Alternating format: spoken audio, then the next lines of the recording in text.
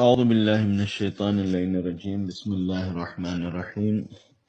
صفحہ نمبر 59۔ اس صفحے میں سورہ مبارک آل عمران کی 71 سے 77 نمبر تک کی 7 آیات موجود ہیں اور یہ تیسرا پارہ ہے۔ اس کا ترجمہ: بسم اللہ الرحمن الرحیم۔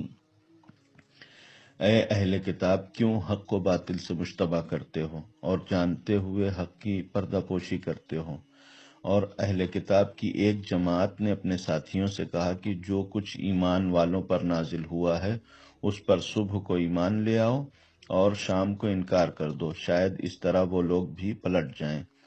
اور خبردار، ان لوگوں کے علاوہ کسی پر اعتبار نہ کرنا جو تمہارے دین کا اتباع کرتے ہیں۔ پیغمبر آپ کہہ دیں کہ ہدایت صرف خدا کی ہدایت ہے، اور ہرگز یہ نہ ماننا کہ خدا ویسی ہی فضیلت اور نبوت کسی اور کو بھی دے سکتا ہے جیسی تم کو دی ہے، یا کوئی تم سے پیش پروردگار بحث بھی کر سکتا ہے۔ پیغمبر آپ کہہ دیجیے کہ فضل و کرم خدا کے ہاتھ میں ہے، وہ جسے چاہتا ہے عطا کرتا ہے، اور وہ صاحب وسعت بھی ہے اور صاحب علم بھی۔ وہ اپنی رحمت سے جسے چاہتا ہے مخصوص کرتا ہے، اور وہ بڑے فضل والا ہے۔ اور اہل کتاب میں سے کچھ ایسے بھی ہیں کہ جن کے پاس ڈھیر بھر مال بھی امانت رکھ دیا جائے تو واپس کر دیں گے، اور کچھ ایسے بھی ہیں کہ 1 دینار بھی امانت رکھ دی جائے تو اس وقت تک واپس نہ کریں گے جب تک ان کے سر پر کھڑے نہ رہو۔ یہ اس لیے کہ ان کا کہنا ہے کہ عربوں کی طرف سے ہمارے اوپر کوئی ذمہ داری نہیں ہے۔ یہ خدا کے خلاف جھوٹ بولتے ہیں اور جانتے بھی ہیں کہ جھوٹے ہیں۔ بے شک جو اپنے عہد کو پورا کرے گا اور خوف خدا پیدا کرے گا تو خدا متقین کو دوست رکھتا ہے۔ جو لوگ اللہ سے کیے گئے عہد اور قسم کو تھوڑی قیمت پر بیچ ڈالتے ہیں، ان کے لیے آخرت میں کوئی حصہ نہیں ہے، اور نہ خدا ان سے بات کرے گا اور نہ روز قیامت ان کی طرف نظر کرے گا، اور نہ انہیں گناہوں کی آلودگی سے پاک بنائے گا، اور ان کے لیے دردناک عذاب ہے۔ یہ جو ابتدائی 4 آیات ہیں، 71، 72، 73 اور 74، یہ ایک طریقے کا محاجہ ہے اور احتجاج ہے یہودیوں کے خلاف، کہ یہود کو بہت ساری چیزوں کا یقین تھا، علم تھا، اس کی حقانیت کو پہچانتے تھے، اس کے باوجود یہ حق اور باطل کو مشتبہ کرتے تھے، یا اس طریقے سے دکھاوا کرتے تھے کہ حق جو ہے وہ پوشیدہ رہے اور حق ظاہر نہ ہونے پائے، جبکہ یہ خود حق کو پہچانتے تھے۔ لہذا انہوں نے اس حق پوشی کے حوالے سے، یعنی حق کو چھپانے کے حوالے سے باقاعدہ اس طریقے سے سازش رچی کہ آپس میں ان لوگوں نے طے کیا کہ کچھ لوگ ایسے تیار ہوں کہ جو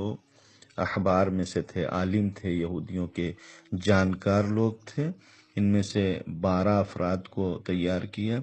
کہ یہ 12 لوگ تیار ہو جائیں اور مثلا صبح میں جائیں، اسلام قبول کریں، اور اس کے بعد شام کو پھر اپنے دین میں واپس چلے آئیں۔ اس طریقے سے ان کا مقصد یہ تھا کہ جب مثلا 12 آدمی اسلام قبول کریں گے تو لوگ کافی حد تک یعنی ان کی طرف متوجہ ہوں گے کہ ہاں ان لوگوں نے قبول کیا ہے اسلام، اور پھر جو آج بھی اگر کوئی انسان مثلا مسلمان ہو جائے یا کسی بھی دوسرے دین میں جاتا ہے تو آج تو پروپگنڈے کا زمانہ ہے، ہر آدمی پوچھتا ہے کہ بھائی کیا ہوا، کیسے ہوا، تو ظاہر ہے کہ آدمی بڑی بڑی باتیں کرے گا اور اپنے خیالات کا اظہار کرے گا۔ لہٰذا اس طریقے سے جب یہ 12 آدمی جائیں گے دین میں تو لوگوں سے کہیں گے کہ ہاں ہم نے دیکھا کہ حق ہے، اور یہ ساری چیزیں بیان کریں گے، اور اس کا شام کو واپس چلے آئیں گے۔ تو ظاہر ہے کہ پہلے ایک مرتبہ ایک پوزیشن ان کی بنے گی، اور اس کے بعد جب واپس آئیں گے پھر پوچھا جائے کیا ہوا تو کہیں گے کہ نہیں، ہم نے جا کے دیکھا کوئی بہت زیادہ سچائی نہیں ہے اسلام میں۔ تو اس طریقے سے امر اور حق مشتبہ ہو جائے گا ان لوگوں کے اوپر کہ جو کمزور لوگ ہیں، جن کا ایمان ضعیف ہے، اور خاص طور سے بہرحال ایک ایسا سماج تھا اس وقت کہ سبھی تازہ ایمان لے آئے تھے، نئے نئے ایمان لے آئے تھے، لہذا بہت سارے مسائل سب کے لیے حل نہیں رہے ہوں گے، تو ایسے میں شک اور شبہ ایجاد کر کے ان کو ان کے دین سے پلٹایا جا سکتا ہے۔ لہذا اس طریقے سے بہرحال ان لوگوں نے پلان کیا کہ صبح ایمان لے آئیں گے اور شام کو اس ایمان سے پھر جائیں گے، اور اس کے بعد آپس میں اس بات کے بھی گویا پابند تھے کہ جس کو 73 نمبر کی آیت میں بیان کیا، یہاں 4 جملے ہیں، 2 جملے یہودیوں کی طرف سے ہیں، 2 جواب ہے خدا کی طرف سے۔ یہودیوں کا پہلا جملہ یہودیوں کا بیان ہے کہ لا تؤمنوا الا لمن تبع دینکم، کہ آپس میں یہ لوگ باتیں کرتے تھے کہ ہم لوگ ایمان جو لے آئیں گے، مثلا جائیں گے مومن ہو جائیں گے، مسلمان ہو جائیں گے، لیکن نہیں، یہ سب دکھاوا ہوگا، ہم اپنے ماننے والوں کے علاوہ، یعنی جو لوگ دین یہود کے اوپر ہیں ان کے علاوہ اور کسی کے اوپر بھروسہ نہیں کر سکتے، لہذا ہم جو ہے وہ کسی کے اوپر بھروسہ اور توکل بھروسہ نہیں کریں گے سوائے ان کے کہ جو ہمارے دین کی پیروی کرتے ہیں۔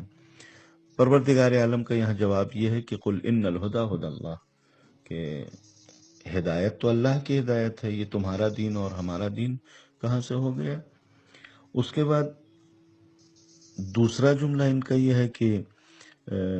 یہودی آپس میں ایک دوسرے کو یہ کہتے تھے کہ تمہارے جیسی نبوت اور تمہارے جیسی کتاب اور کسی کے پاس تھوڑی نہیں ہے، یعنی مثلا جو توریت ہے وہ قرآن نہیں ہو سکتا، یا جو تم ہو یعنی تمہارے جو فضیلت ہے وہ دوسروں کی فضیلت نہیں ہو سکتی، یعنی تم مثلا ایک برتر قوم ہو، تمہارا دین ایک برتر دین ہے، بہتر دین ہے، اور یہ دین ایسا ہے کہ جس کے مقابلے میں کوئی دوسرا دین قرار نہیں پا سکتا۔ لہذا پروردگار عالم نے ان کو یہ جواب دیا کہ ان الفضل بید اللہ یؤتیہ من یشاء، پروردگار عالم کی کسی سے کوئی رشتہ داری نہیں ہے کہ مثلا تم کو جو کتاب دیا ہے وہ کسی دوسرے کو نہیں دے گا، یا تم کو جو دین دیا ہے وہ دین کسی دوسرے کو نہیں دے گا، بلکہ پروردگار عالم جس سے چاہتا ہے اپنا فضل عطا کرتا ہے، اور اللہ جو ہے وسعت رکھنے والا اور صاحب علم ہے۔ یہ آیات اور یہ گویا جو قرآن مجید نے داستان نقل کیا ہے، یہ اس جہت سے انسان کے لیے بہت بڑی عبرت ہے کہ یہودیوں کی یہ روش اور یہ عیاری اور مکاری آج بھی جاری و ساری ہے۔ یہ جو انہوں نے اپنا پلان تیار کیا، سازش رچی کہ جائیں گے مسلمان ہوں گے اور اس کے بعد چلے آئیں گے، ان کا کوئی ایسا مقصد نہیں تھا کہ جو مسلمان ہو گئے تو ان کو دوبارہ یہودی بنا لیتے، یا ان کو جو مسلمان نہیں تھے ان کو یہودیوں کی صف میں لے آتے، بلکہ یہ صرف چاہتے تھے کہ جو ایمان ان کے دل میں پایا جاتا ہے یہ ایمان اتنی مضبوطی کے ساتھ نہ رہ جائے بلکہ شک و تردید کا شکار ہو جائے، اور اس کے لیے انہوں نے اپنے علماء احبار کو جو ہے وہ ہائر کیا یا ان کو استعمال کیا کہ 12 احبار جو ہے وہ گئے اور مثلا اسلام قبول کیا، اور وہ آ کے پھر انہوں نے کفر اختیار کر لیا۔ آج بھی یہودیوں کی جو یہ روش ہے یہ قائم و دائم ہے۔ آج نہ ان کے پولیٹیشین کے اوپر بھروسہ کیا جا سکتا ہے، نہ ان کے رپورٹرز کے اوپر بھروسہ کیا جا سکتا ہے، نہ ان کے جو ایکٹرز ہیں ان کے اوپر بھروسہ کیا جا سکتا ہے۔ ہر میدان کے سیلیبریٹیز کو یہ استعمال کرتے ہیں دوسرے کے دین کی بربادی کے لیے، یعنی اپنے دین کو تو ظاہر ہے کہ انہوں نے اس حد تک برباد کر لیا ہے کہ کوئی بھی اس کے اوپر بھروسہ کرنے والا نہیں ہے، اور اپنے دین کے ساتھ خود انہوں نے اتنی خیانتیں کی ہیں کہ ان کے دین کا بھروسہ ختم ہو گیا ہے۔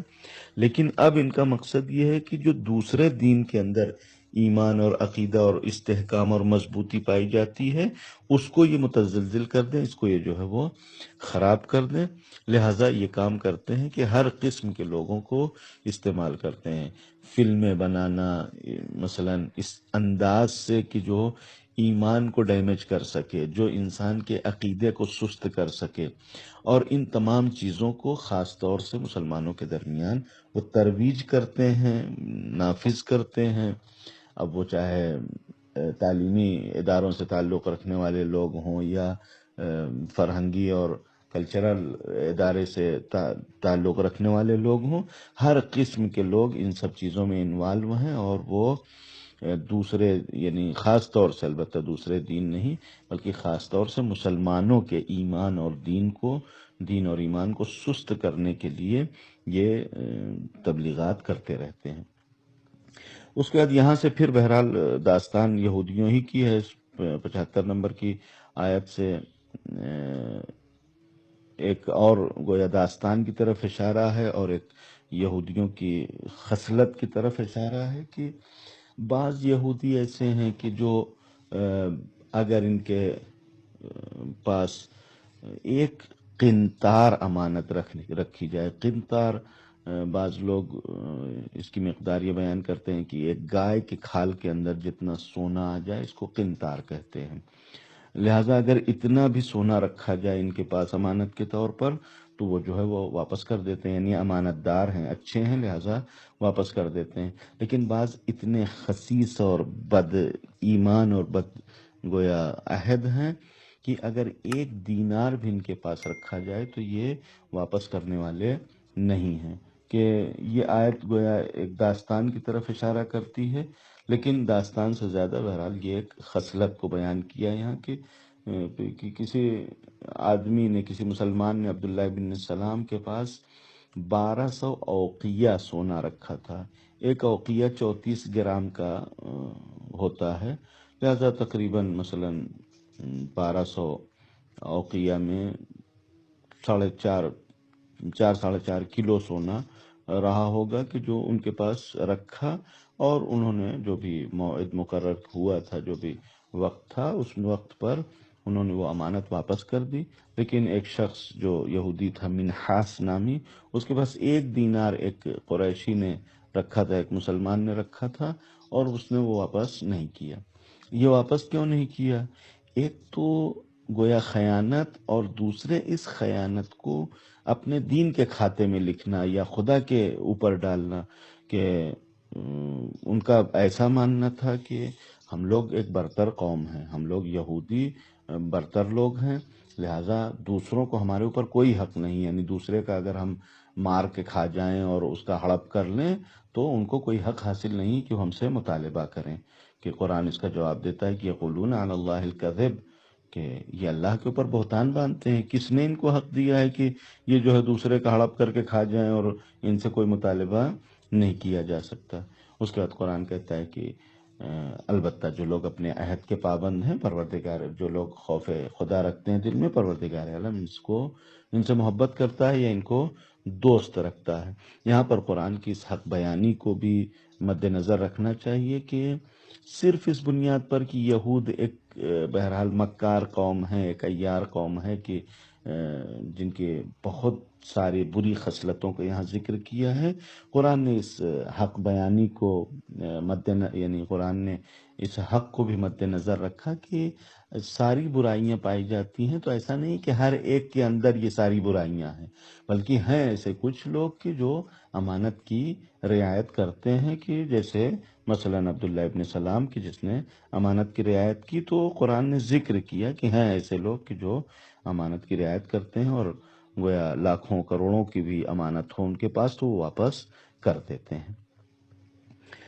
اس کے بعد آخری آیت میں ان لوگوں کا ذکر ہے کہ جو اپنی بنائی ہوئی باتوں کو دین کی طرف منسوب کرتے ہیں، کہ اس میں خاص طور سے یہود جو ہے وہ بہت آگے تھے، کہ جس کو قرآن نے بھی ذکر کیا ہے کہ اپنے ہاتھ سے لکھ کے اور اس کے بعد جو ہے کہتے تھے کہ یہ خدا کی طرف سے ہے، یعنی یہ حکم الہی ہے، یا تحریف کے معاملے میں یہود آگے ہیں کہ حکم الہی کو بدل دیا کرتے ہیں۔ یہاں پر 2 نمونے ذکر کیے کہ ان الذین یشترون بعہد اللہ، جو عہد خدا کی گویا تجارت کرتے ہیں، بیچتے ہیں، وایمانہم، یا قسم کو بیچتے ہیں، یعنی عہد خدا سے مراد وہ سارے یعنی مثلا جو خدا کی طرف سے حکم صادر ہوتا ہے، لہذا مثلا توریت کو بھی عہد کہتے ہیں، یا آج جو کتاب ہے